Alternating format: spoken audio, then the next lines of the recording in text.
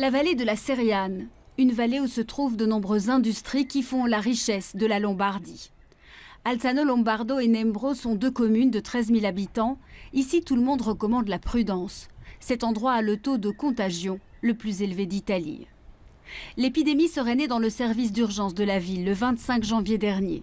Un cas de pneumonie, personne n'a pensé au coronavirus. Tous ceux qui sont passés à l'hôpital ont été contaminés. C'est le cas de la famille de Roberto. Son oncle et son cousin sont tous deux décédés.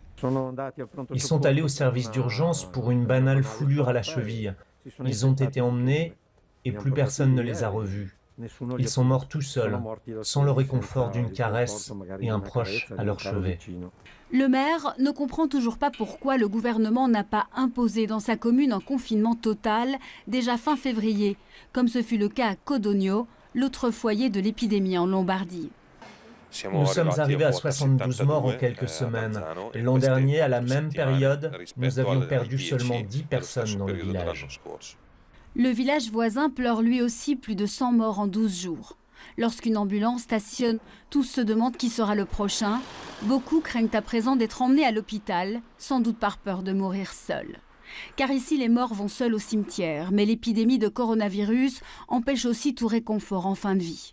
Don Filippo, le prêtre de la basilique, affirme que quelques confrères se trouvent encore au chevet des malades. Nous cherchons à tout faire pour que personne, je répète personne, ne meure sans un signe de croix, un peu d'eau bénite, sans la chaleur d'une prière. Ici, la peur est tangible. Et dans le reste du pays, les Italiens des autres villes sortent encore sur leurs balcons pour chanter et s'encourager. À Bergame, par contre, les balcons restent vides.